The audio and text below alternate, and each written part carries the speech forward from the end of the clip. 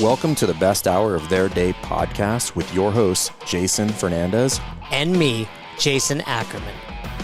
With more than 20 years in the business, as both coaches and affiliate owners, our passion is to help create world-class affiliates and coaches by building better boxes. Welcome to the best hour of your day. Let's take a walk back memory lane. 2007. Damn, you were ready. You were ready for that opening. Set up. 2007. She's like, what year is it? Seminars are not traveling the world yet. Maybe one a month in different areas of the United States. Yeah. I find CrossFit May of 2007, and I want to open an affiliate. Yep. And 2 seminars finally come to the Northeast. There's Pittsburgh, there's Toronto. And I'm open at this point. And HQ's like, you have to take your level 1. CrossFit Albany is open and operating. Albany CrossFit, yep, it's open. And I reach out, and I get a message back from Nicole Carroll, who, by the way, I've seen on videos like Nasty Girls, all the content out there. I'm like, oh my God, Nicole Carroll is emailing me back. And she was like, Jay, we can squeeze you into Toronto. Squeezes me in, I show up, and you say to me, I read your affiliate application. Yeah. Yeah, because you had to submit. Do they still have to submit an essay? Do they still have to? Okay, yeah. I remember that. And it meant so much to me. I was like, they actually read this, paid it, like she asked me questions relative to it. And that to me is the heart of CrossFit.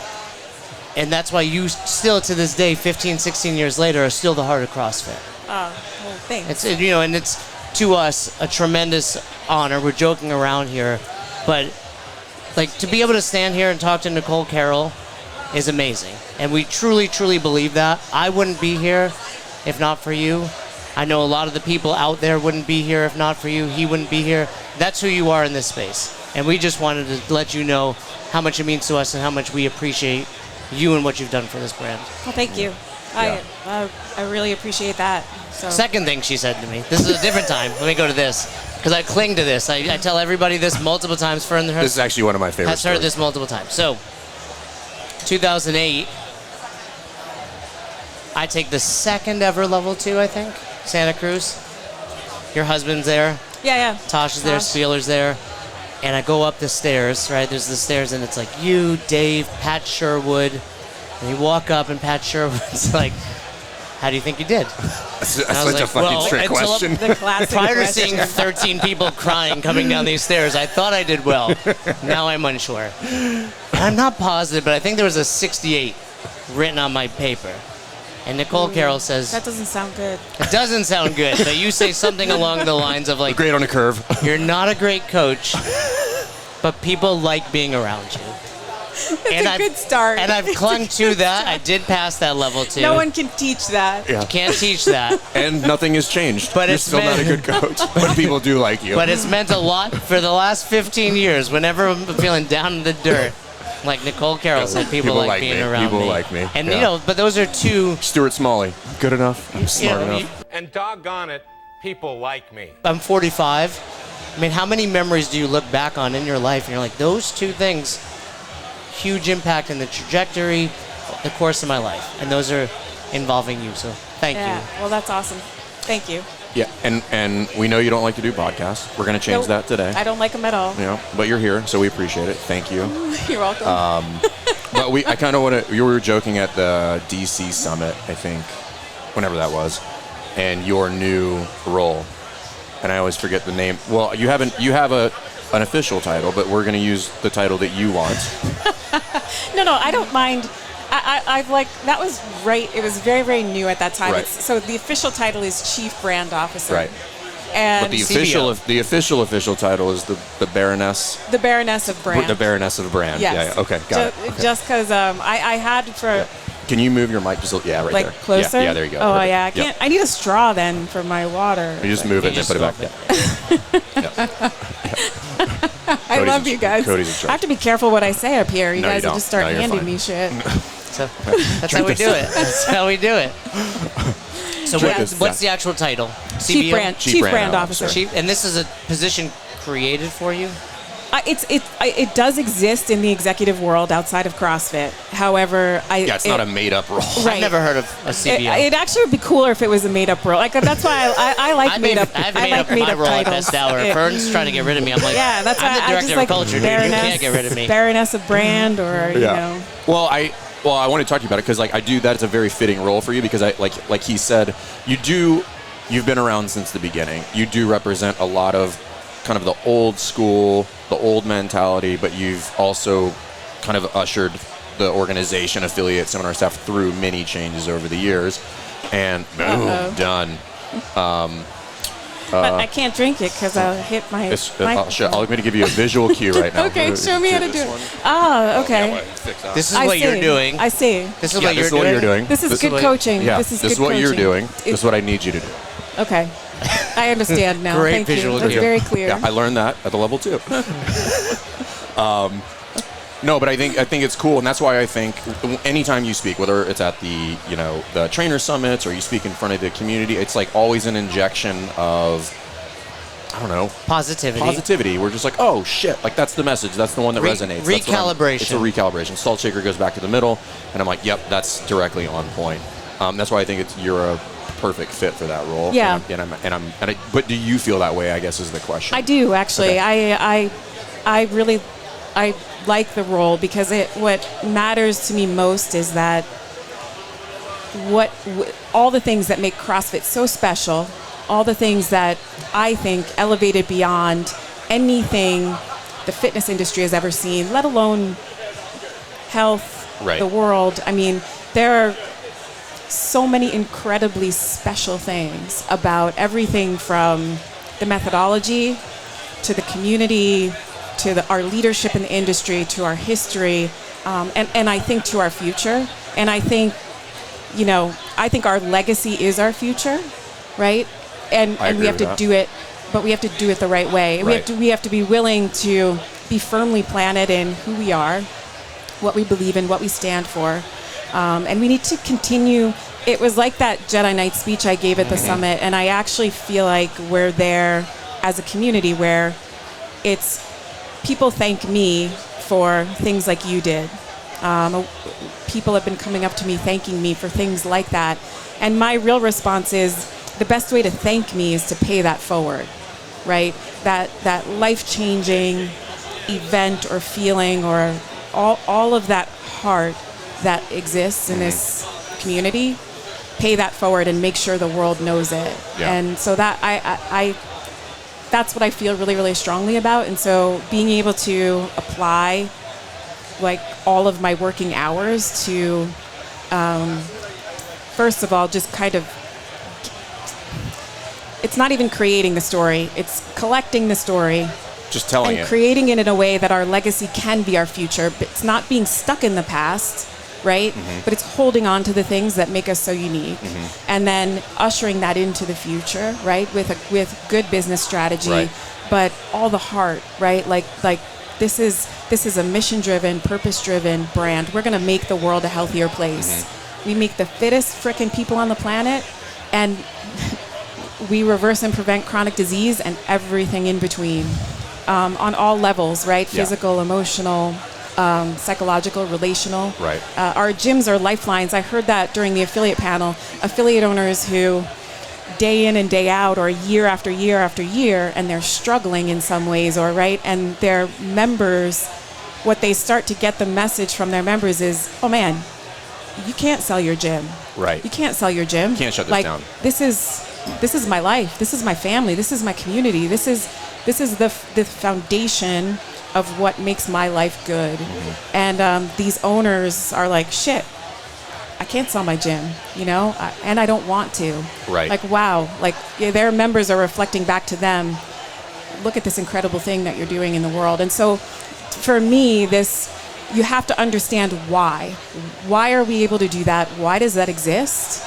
Unpack it, communicate it, I think, especially internally, and radiate it out, right? So every employee in CrossFit needs to understand, why are we capable of doing that?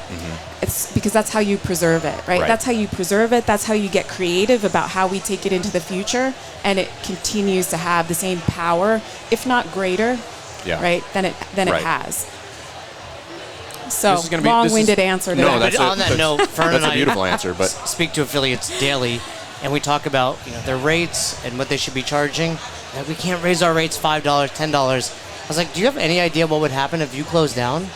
You have 100 homeless people, not sure where to go, that have lost their community and would be begging you to reopen and charge them any amount because this is their home away from home. This is their best hour of their day, and I think that's important for affiliate owners to know. Yeah. I mean, the value that affiliate owners provide is incredible. And I think this idea that business and mission or business and purpose or business and heart have to be at odds. It's like, I think there's a beautiful thing about a mission-driven business, and there's an incredible amount of time and energy that goes into creating that, right? Resources, everything, investment. And so the people doing that, they need to be able to be surviving, be healthy. Take care of That themselves. bottom of their pyramid needs to be solid too, and part of that is making a living on which they can sustain themselves, on which they are getting value in kind for what they're delivering. Now, from a brand standpoint, I want to see us be accessible to people that can't afford the But affiliate. there's other ways to do But that's that. not the affiliate's Right. job. That's our job. We're going to do that.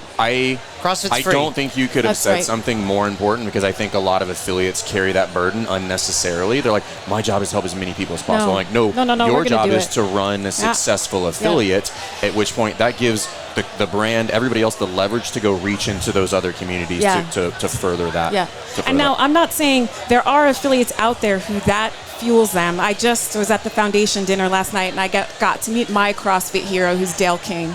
He's coming on Dale? Sunday. Yeah, he's doing amazing things. And Dale King is literally, I told Dale, you're saving lives. And Dale said, no, they're saving their own lives. And I was like, that's why you're my sounds fucking like hero. Dale. That Yeah. sounds like she's And he's changed absolutely Ohio. right. They Like, are. he's They are impacted- saving their lives, but he is He's facilitating it, right. wouldn't be happening. just like a coach in the affiliate. And that's his passion, and I'd never take it away from him and say, no, man, you can't do that. You got to be charging those people $250 a month, right? So I don't think there's black and white. No, there's not. It's like, but if that's what fuels an owner, hey, man, Yeah. do it. And I he's just doing it don't well. want them, to your point, affiliates shouldn't feel that it is their job to make it accessible. If their passion is to make it accessible to a certain community, and that fuels them, and that fuels their gym, and that continues to fill them up. Yeah. And in then either that's one of those scenarios, fantastic. Either one of those scenarios, I think the underlying process or method, whether you're really, really, you can drink the beer. We got you a straw. She got a straw. Whether giving back to the community like Dale's doing in a some sort of nonprofit manner, or you're just like, that doesn't really jive with me, the underlying process for that is the same. And what I was talking about earlier up there in the affiliate lounge is CrossFitters know how to make people fit better than anybody else on planet Earth. And there is no second place. Mm-hmm. And the gap between what we know about fitness and then what we know about running our CrossFit affiliates, that's the gap that we have to close. We need to make sure that we do the business end and running those affiliates, those centers for health, those lifeboats, as well as we make people fit. When we get those two things in alignment, everything is easy after that. Yeah. All of it. Well, and it's cool. I love what you guys group yourself. I talked to Tony Ronchi, Fit Affiliate. Yep. There's so many good groups supporting it, and us at HQ, supporting Right. affiliates and doing that.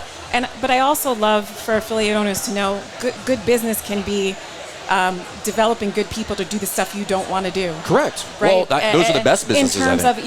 of, you find the talents that are complementary to your own, and then you develop them, and plug them in where they can thrive and contribute to the business. And because I would imagine that there are some owners who sort of, it's like it's regenerative to them to be more plugged into the business side, right? Some and people then like that. There are probably some owners who are like, hey man, I actually just coach. want to be the head coach. Right.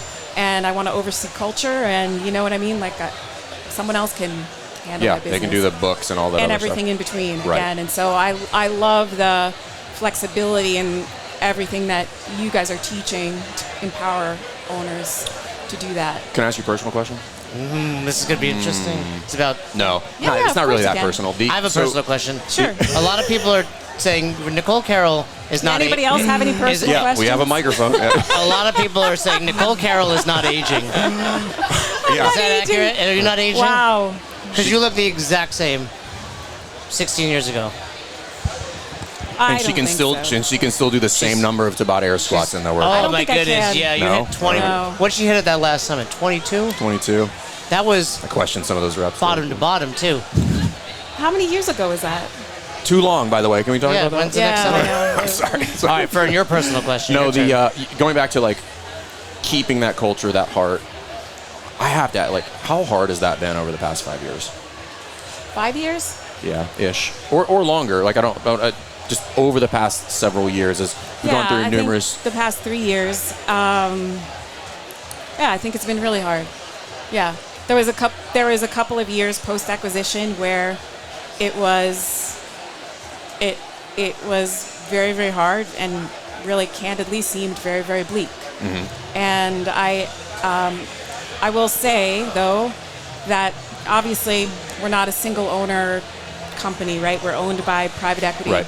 And we have been taught, and probably there is a lot of not great stuff about private equity. I'm not super steeped in that world. Right. You know, I'm a coach or whatever, but I will say choices that were made to change leadership, to bring Don in, to find somebody like Don and bring Don in, and then in the last year, what I've seen from Don in terms of leadership, I think this is the most optimistic that I've been in many, many, many years.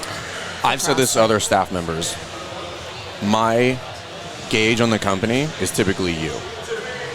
What's that? I'm sorry. My gauge on the company is typically you. Okay. So when everything's going on, I kind of look at Nicole. I'm like, "What's Nicole? What does she look like over there?" And I'm like, Pressure. "Yeah, if she doesn't freak out, I won't freak out." That So, type of thing. I think but that's accurate. No, but I think that's a lot of people, and that's a lot of that scenario is I kind of like you. But I think that's a sign of a good leadership, and obviously you trying to kind of hold the line in a lot of those scenarios, and that's generally what I've always appreciated. Is just kind of like, do we freak out yet? Like, what do we do? And to some extent, Dave. To some extent, Absolutely. Dave, Yeah, too. I'm excluding anybody, but yeah. I'm also I'm typically like, how's Nicole feel But about when this? you Yeah. stepped down briefly, it was like, oh shit, what's happening?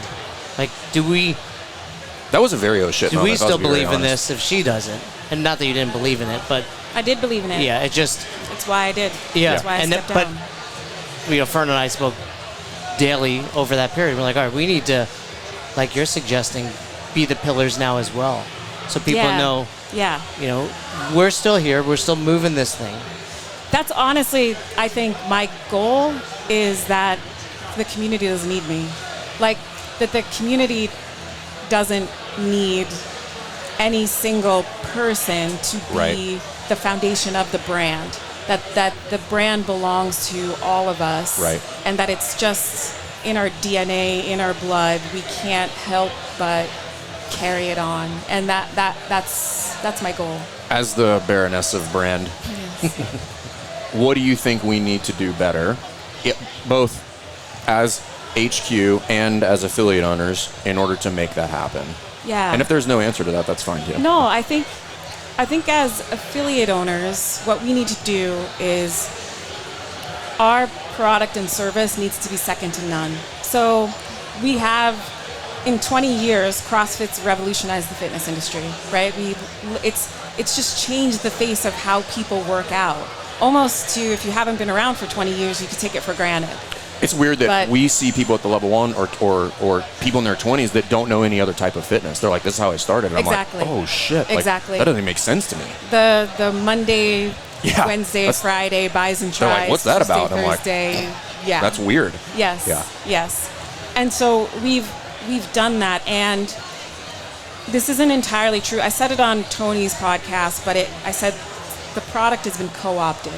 And what you see from these brands are a lot of messaging around scientifically backed programming, Right. coach and community, and it can seem like, to somebody who's not in our community, oh, I have all these options, right? They're kind of all of this CrossFit-like training.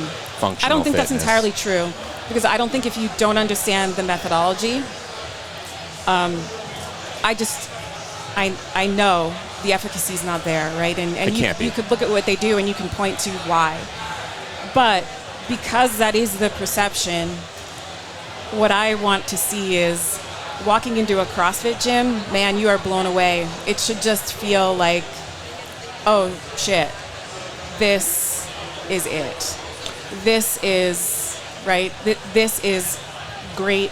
It's obviously a great experience in terms of class or training or whatever, and then the way that they're taken care of by the coaches and that gym.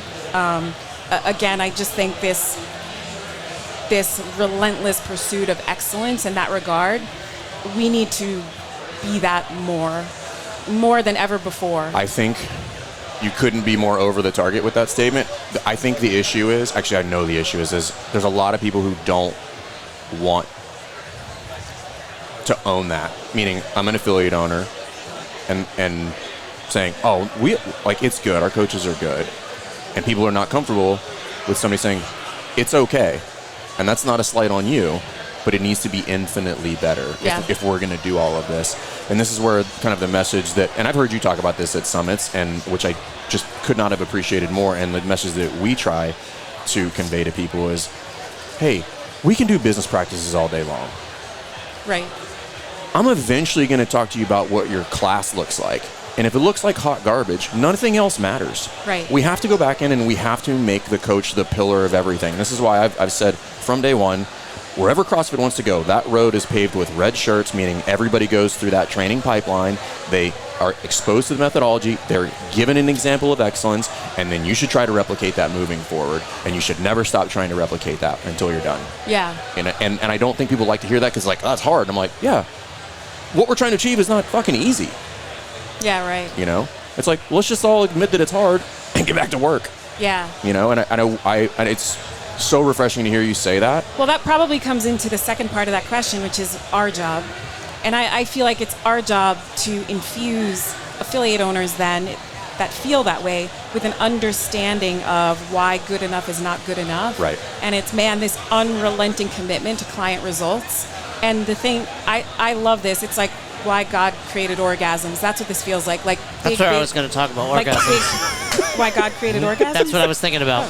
Do you have an answer for that? Yeah. Was everybody else thinking about that? Enlighten us. No, it's like that like confluence of where when you're super committed, right? That quote, the standard is the standard. Right. And the standard is intensity. That is where the results are. Now, there's a lot to that because you're not just holding the standard for the sake of the standard, right? I know people like that. Just hard ass, hold the standard. Blah, if you can't meet the standard, you're weak. Right. Bullshit. Everyone can meet the standard. Everyone deserves an opportunity to own their health. And everyone deserves an opportunity to not be coddled so that they can realize the potential that they don't even yet know they had. And I think anybody who's done CrossFit for any amount of time, who's standing here, who's here, they know that. They know that feeling. And the reason you feel it is because you had a coach who didn't coddle you, who didn't move the goalposts, right, for popularity or to be liked because he or she knew it's because I love you that I'm going to hold you to the standard. But now that care that Chuck was talking about, that's the stuff of there are infinite ways to get in and like get a human being to do it. Want orgasm. to do something, right? And that's... Is that the orgasm? No, you missed it.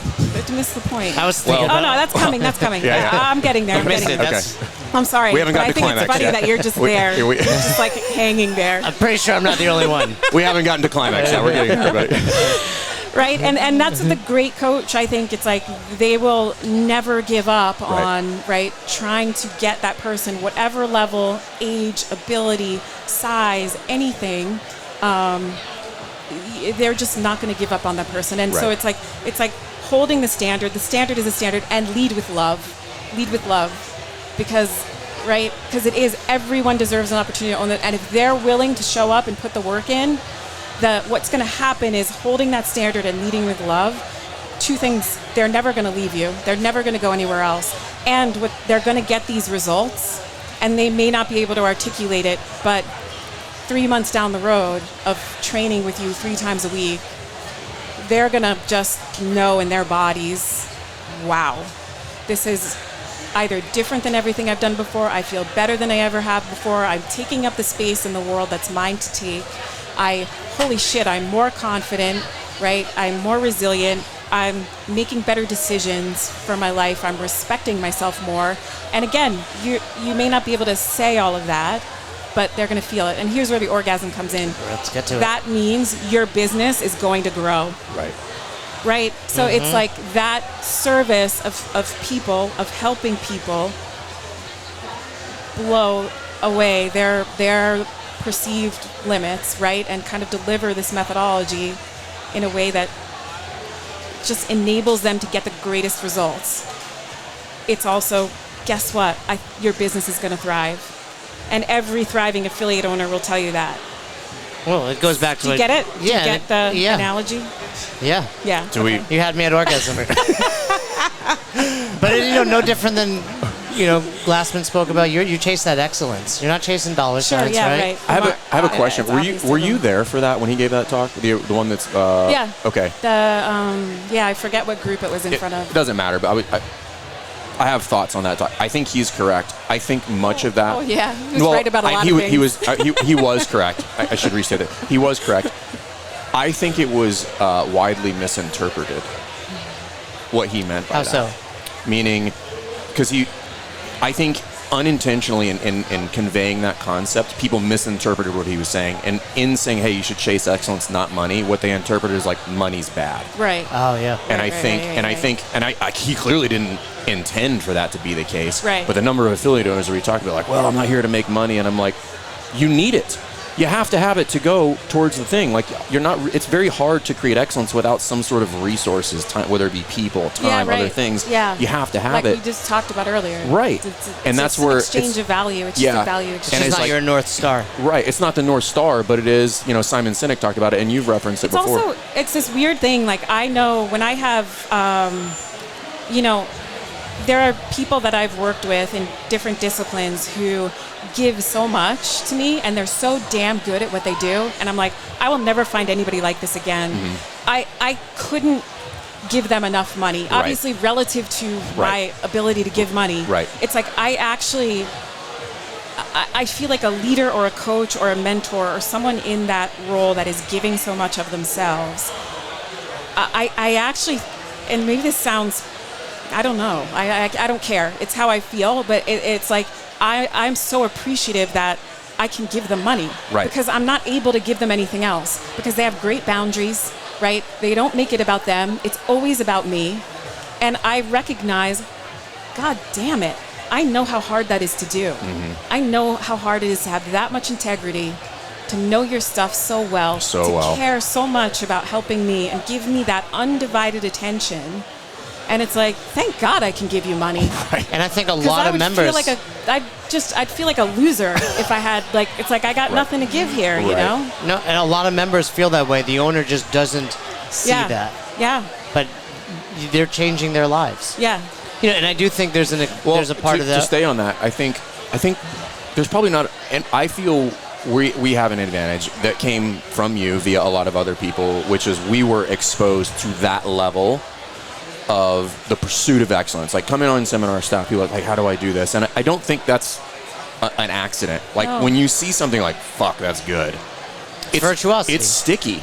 And I think not enough people, like, once you get exposed to it, you appreciate it. So we were talking about something recently, like, I could watch anybody who's a virtuoso with their thing do anything. Right. Because I appreciate it. I'm like, I have no idea how long it took you to do that. But it wasn't a little bit of time. A lot of hard work. It was like, it's clear that you are a master of this thing. And as long as we chase that, it starts to slowly morph itself, and then people recognize you as that person. Yeah. They're like, yes, worth every penny. And again, as long as we settle in for that. But again, I feel very fortunate to have been in that group, that cohort of people for the past 10 years, and I'm just continually exposed to it. I'm like, I'm a piece of shit. I'm like, half these people in here would do this for free and do it better than me. And it's like, all right, back to the drawing board, redo it. And then you find out, like, oh, other people are like looking at you for things, and it just goes down the line from there. And I think that's a testament to you and the standard that was set, and many other people. It's, I don't, it's not, Yeah. and I know you don't. I know you won't take the credit, but like you were definitely a part of that, and that's why I think the level 1 is so important. Yeah. You know, and communicating that process. What do you think? Magic wand time. You can make any decision you want. Okay. What do you think the brand should do to maybe capture that or communicate that better? Oh, that's interesting. Yeah, I think where my head went when you were talking is that it enables you having the funds as a business. It enables you to do good things in the world. It Reinvest in your enables you staff to or whatever, continue doing good things in the world. Yeah, I mean, and I think that's what we should be doing as a brand and a business and businesses. Specifically in what, or if you could, like where would you put those resources in order to achieve that? Like from CrossFit? Yeah. Yeah, I mean, well, I think there's a lot. There's a lot that we need to do, I think, to create better user experiences for everybody that's interacting with CrossFit, CrossFit.com, right? Just ways. Okay. I feel like in a lot of ways are like two things. Media-wise, communication-wise, we have way too many best-kept secrets. So I want to see us invest in getting, cracking that code on getting, all these incredible things about CrossFit. Why do people still think we're intimidating? Why do people still think we're dangerous when, I want us to be understood as being essential for health, not dangerous. Right. And so investing in marketing, intelligence, creative capacity, right, to be able to get those stories out there. That's shifted substantially, though, over the last... It's getting better. In the last few years, do you hear a lot shifted still? You don't mean it's getting better. You mean it's getting worse. No. I think it's way better, better. I don't think it's way better. You tell still someone a thing, to try though. CrossFit, they're immediately like, it's dangerous. I'm gonna get it. Like that was 7, 8, 9. But I think today's day and age, you tell your parents, hey, I do CrossFit. You should try it. They're open to it. Yeah. I think it's certainly. I think improved. it's shifted. I don't think the message it's dangerous. I think now it's like, I can't do that. Right. It went from it's dangerous to it's too hard, which is a step in the right direction, but also not accurate. Yeah. So, I don't know. It's hard. Interesting. Yeah.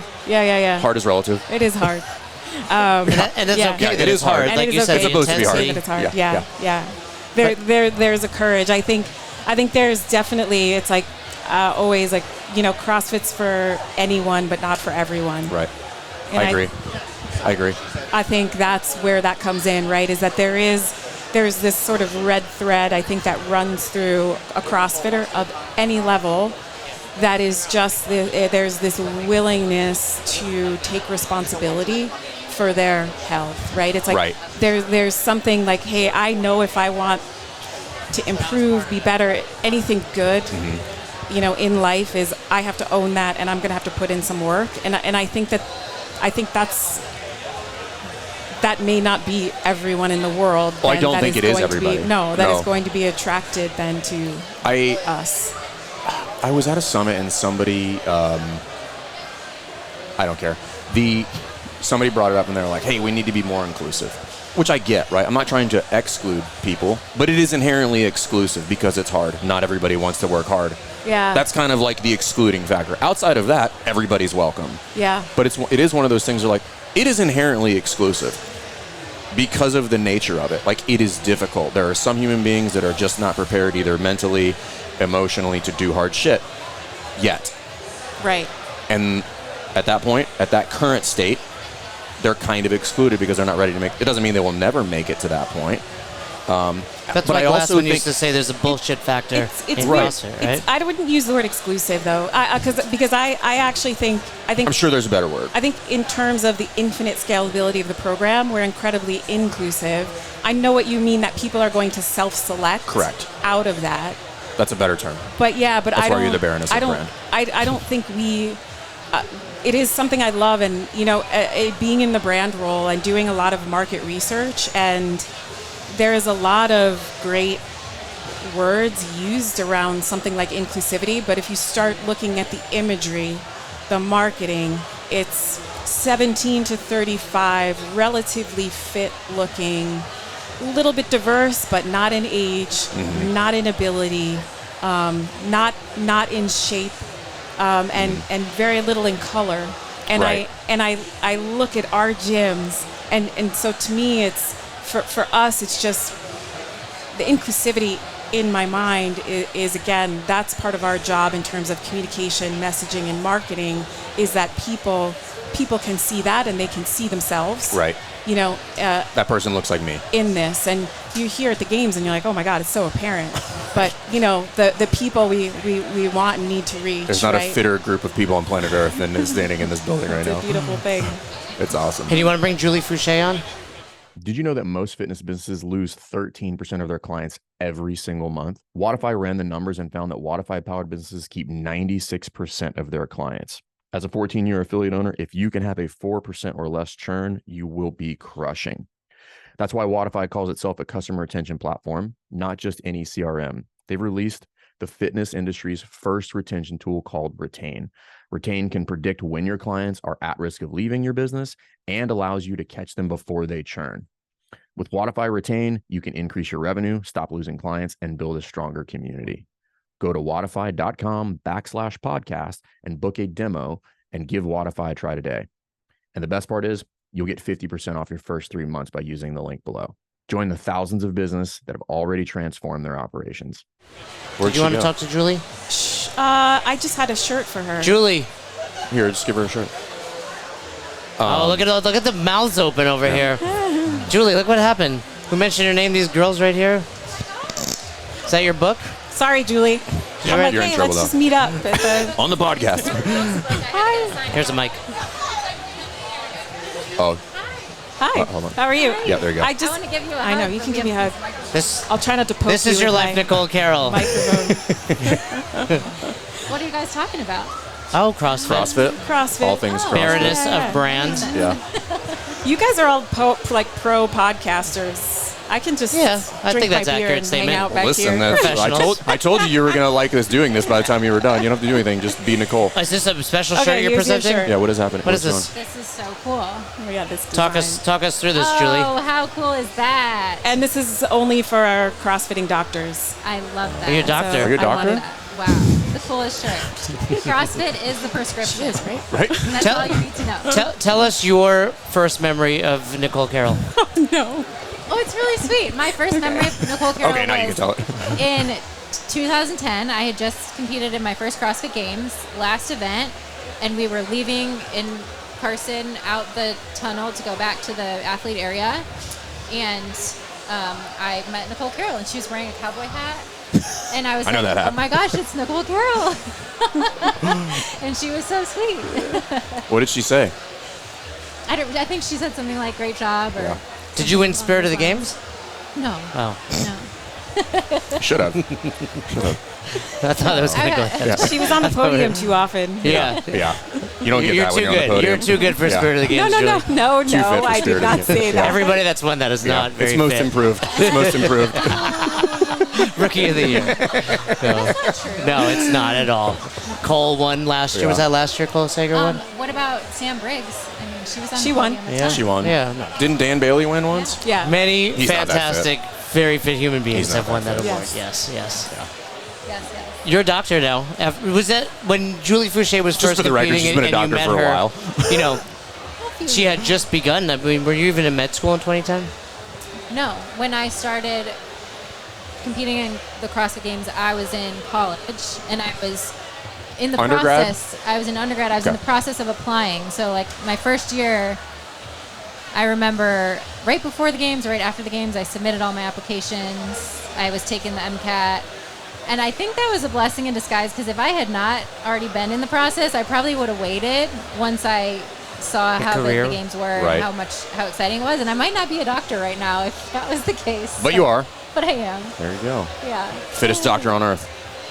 I don't know Is if that I true? can I bet you're say still- that Is there is anymore. that bet- a division in There's the open? There are a division lot in of- the open, and there are a There's lot still of pretty very fit fit doctors. doctors, and I'm definitely, I don't think I could say I'm the fittest doctor. What's your Fran time right now?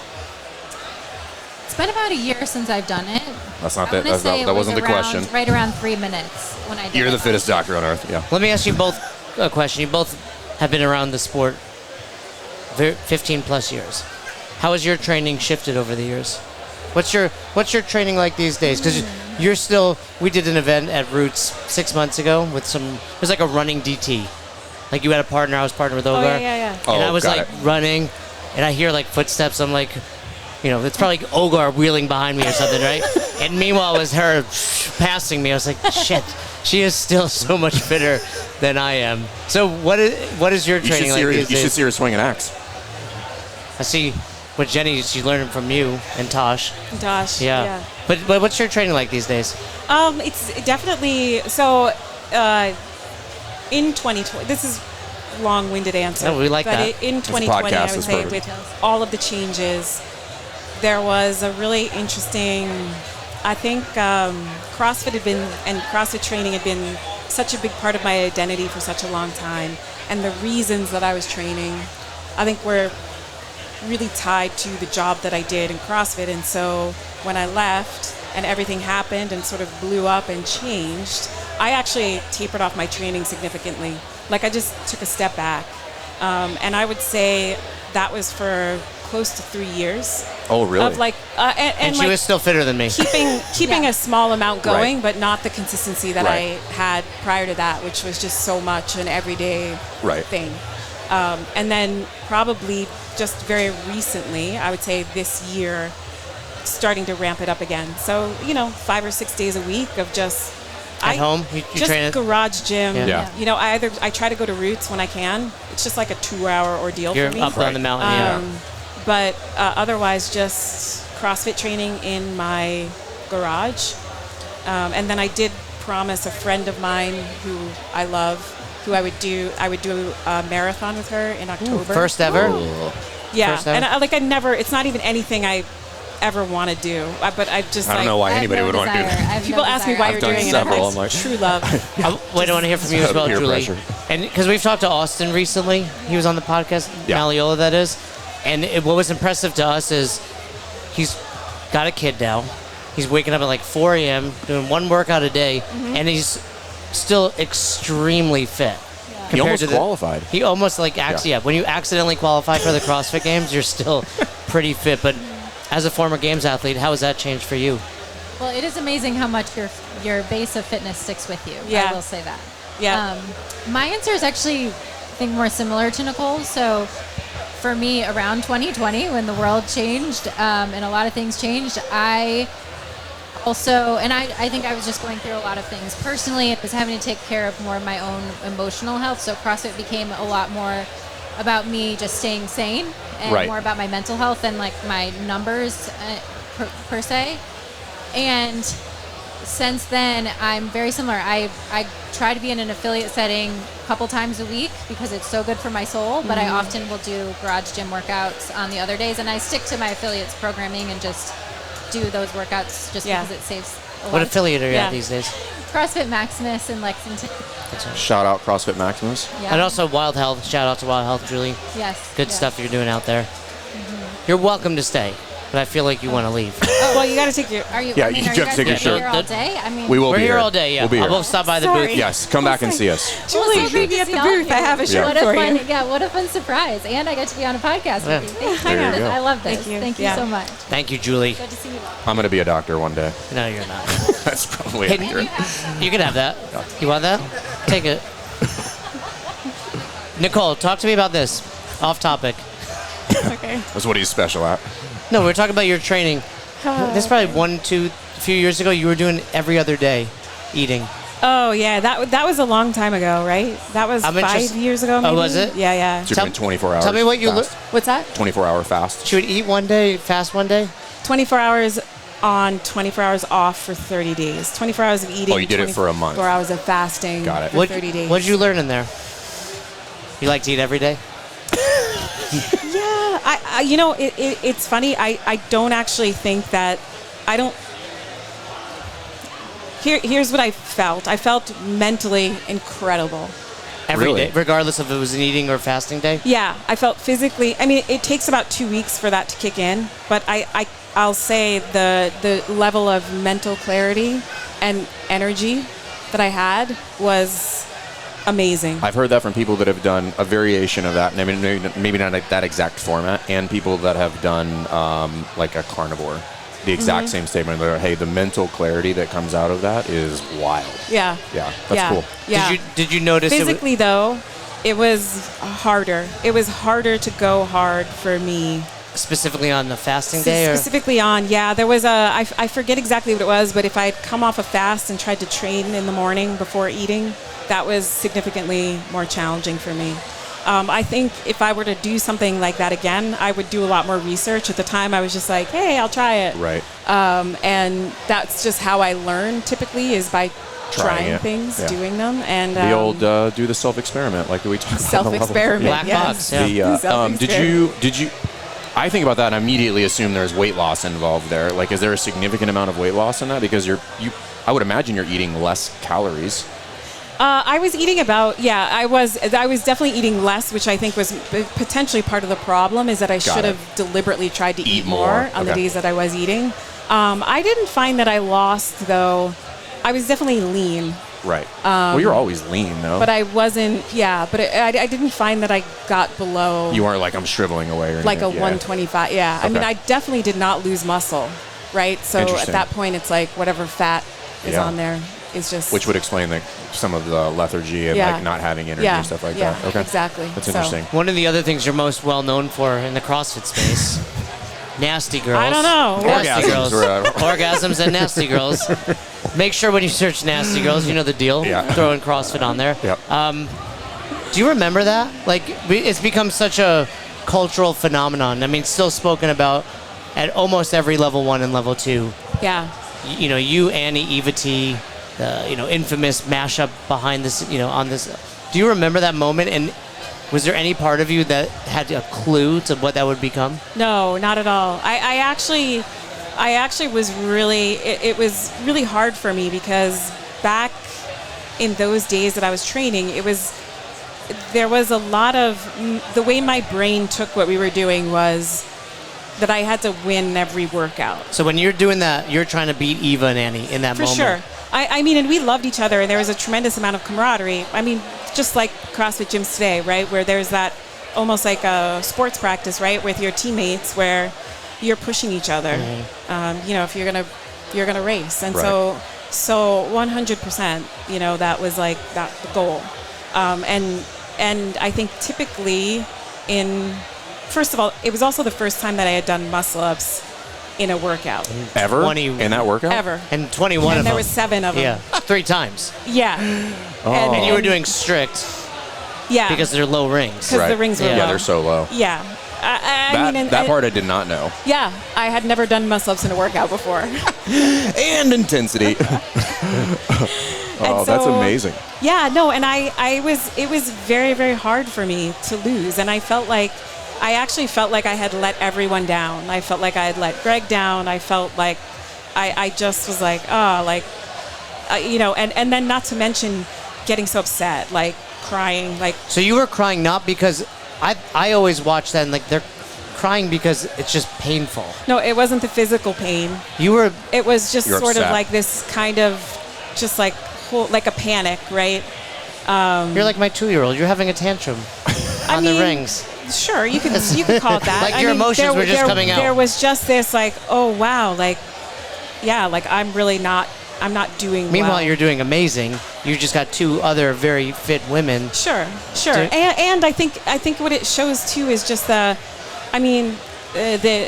immaturity of the mindset there, right? Because it was, so by that time I was a year into CrossFit. Doing Nasty Girls RX. That was 2005, and so I had been doing CrossFit for a year. That's crazy. And I think it's all of the wisdom that I've gained over the years of doing CrossFit. I just didn't have it yet, and so, like I lost my composure. I made a lot of mistakes. I felt like a failure.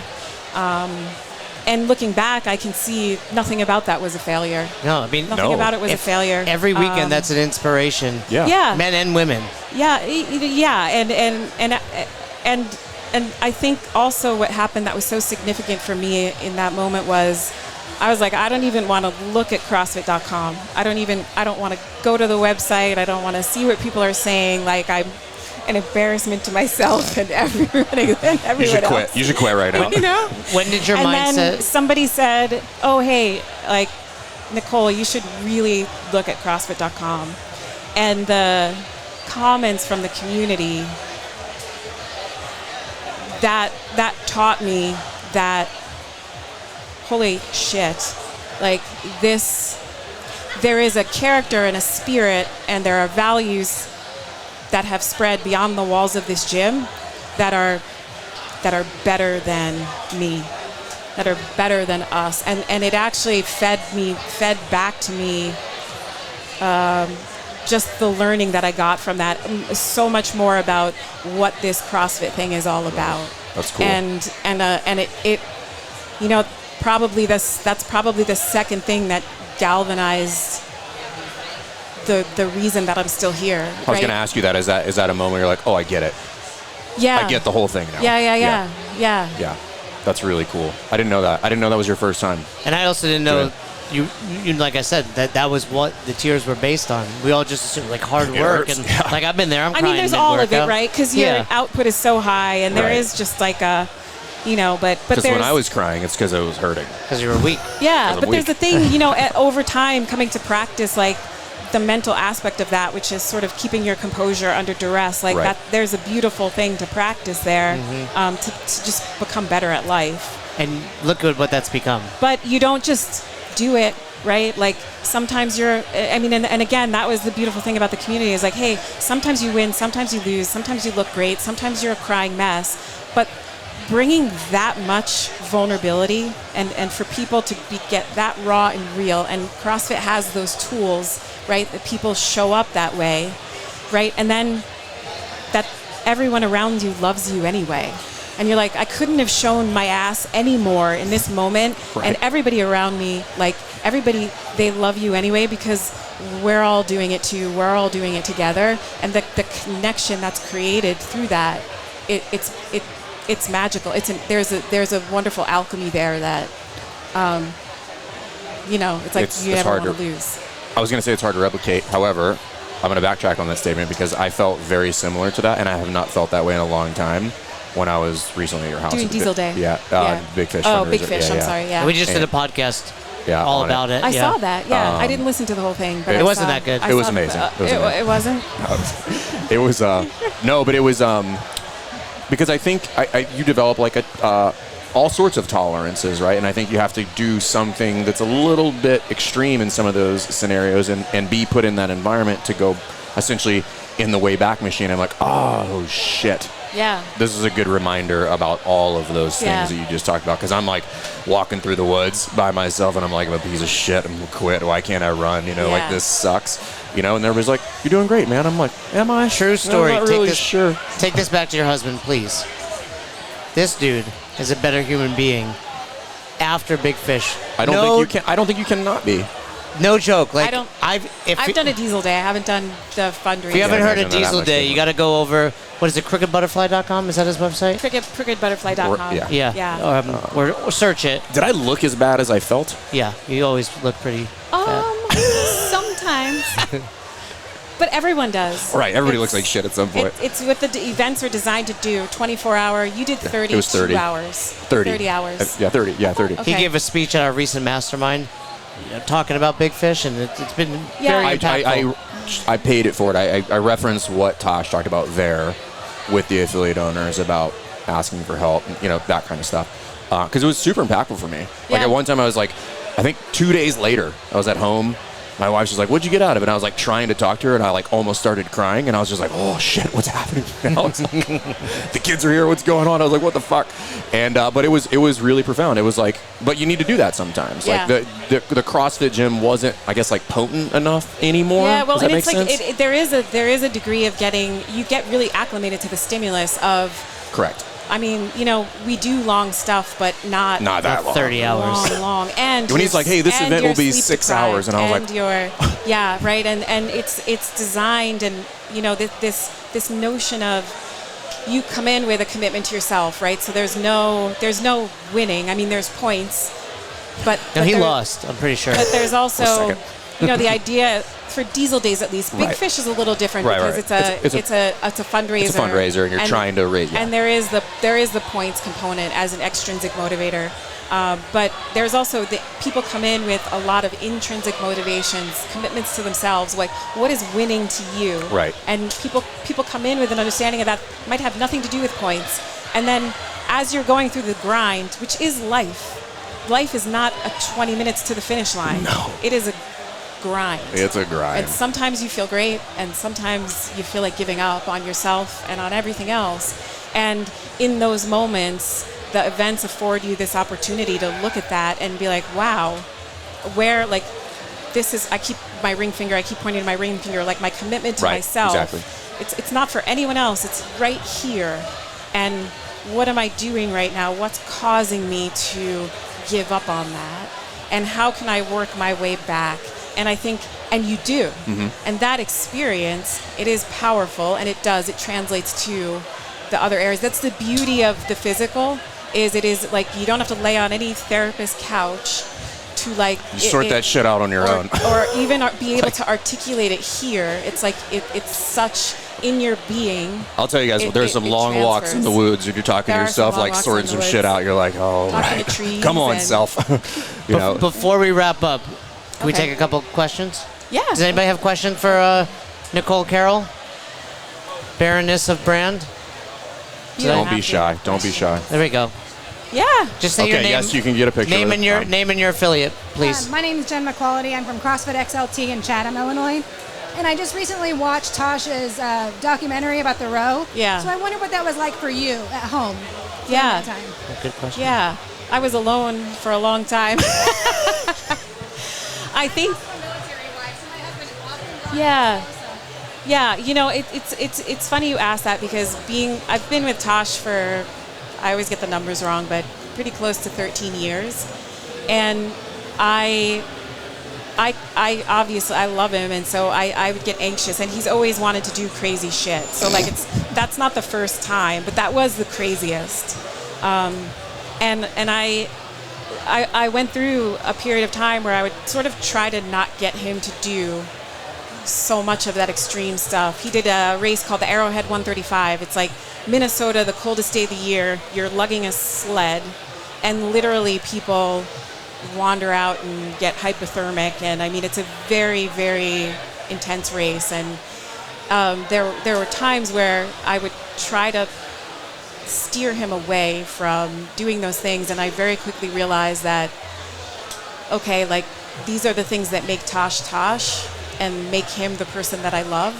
And if I try to change that, I change what I love, about him. And so it really forced me to work with my own anxiety and fears and say, okay, like I love this person.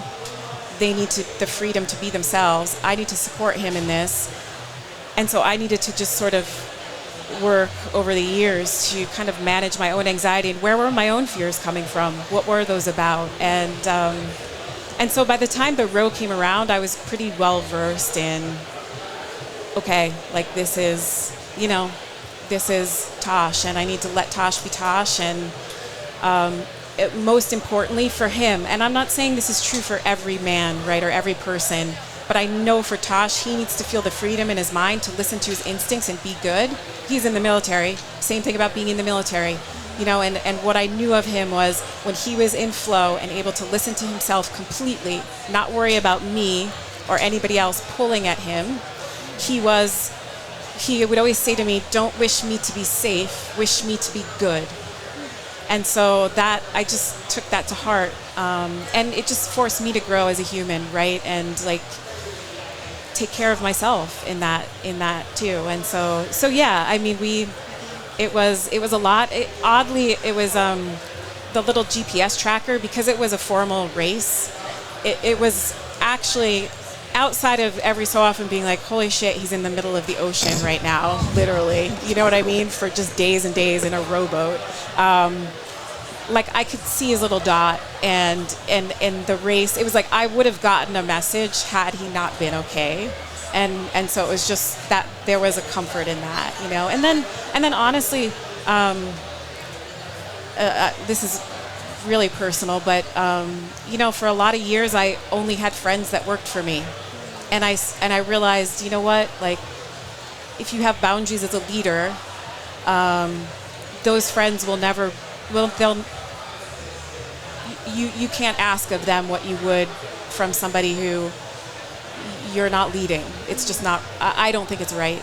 And so I made a really concerted effort to get out into other communities and other spaces where I had friends and a support system who don't work for me, you know, who like, sure, they might do, they do CrossFit, you know what I mean? But like they don't necessarily like report to me or work for me, or and just having not feeling like you have to do it alone, not doing it alone.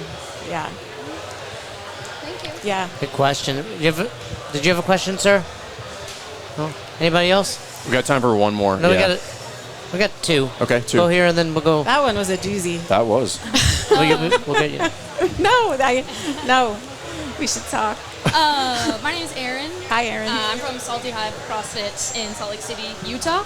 My question's about orgasms. Yes. No, it's not. I will address that. I'm just really nervous, so I'm trying to break No, the you're ice. good. Yeah, you're good. So from people, I make off-color jokes when I'm nervous too. Yeah. people who've been in the space for so long, I've been kind of going through a period of burnout with my training as well as coaching. Mm-hmm. And I'm curious if you've ever experienced that, and kind of like things that you've done and how you've kind of tapped back into your passion and like get the spark back, I guess. Yeah.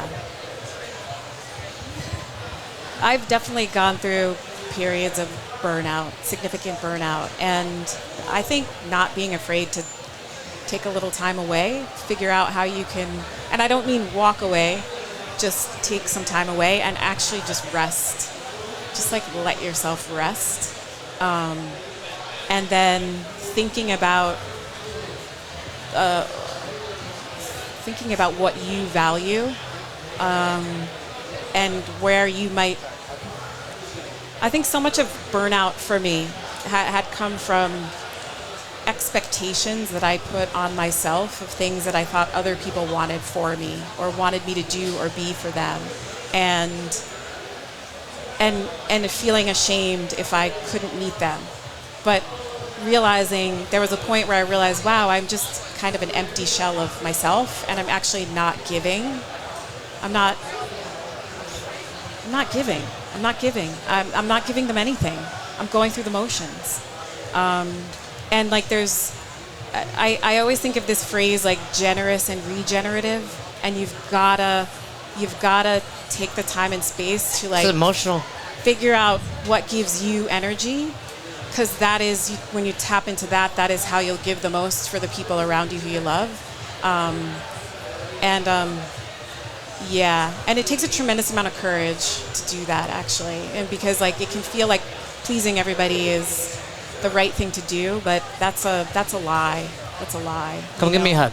Come up here and give us a hug. I know. Sorry, I did not expect that. Thanks. Good. You guys Nicole wants a hug.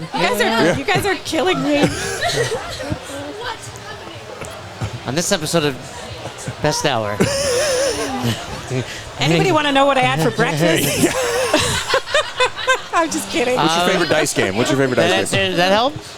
I feel like you weren't crying when you asked the question, Yeah. but now you're crying. Yeah. And I think, can I throw one thing on there? Fern and I talk about it all the time with affiliate owners, but passion has a shelf life, and, you know, having your values and taking care of yourself is the foundation. Because if, like we talked about at the very beginning, if you're not taking care of yourself and doing the right things for you, it's impossible to do the right thing for others. When it feels like taking care of yourself is letting someone down, that's not true. But It's not true. get over that hump, I guess. Yeah. Thank you. Yeah. These are like Yeah, we do that sometimes. Yeah. off. My name's Trisha. I'm from CrossFit 610. That's my box in Lebanon, Missouri.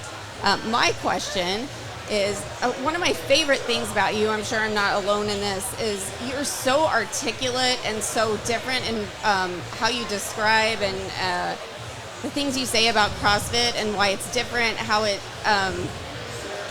the benefits of it, all of that. It's not the usual cliche, you against you and just all that. That you are able to articulate things in a way that I think a lot of us, like, we hear you say it and we're like, yes, but we just aren't able to say it until we hear you say it or someone like you. And I'm just like, how did you find that voice? Like, is that something that you've always been able to do? Like, did you have a history of like public speaking and things like that? Or just how do you find those words?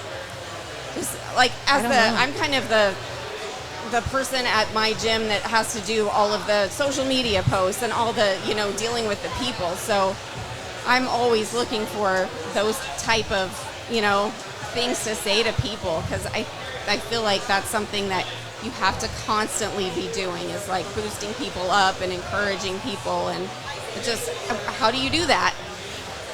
The thing that I always say is, whenever I'm sitting down to write anything or speak anything, or spirit of the games, right? Like, let's just use that as an example. Like, my thing is always, let's just start with the truth. And I just start with the truth about how I feel about something. Like, I deliberately, there was a summit and I was really burnt out. And I thought, I might not be able to do this anymore. How do I speak from my heart? Because that was always my thing, it's like, I'm just never going to bullshit people.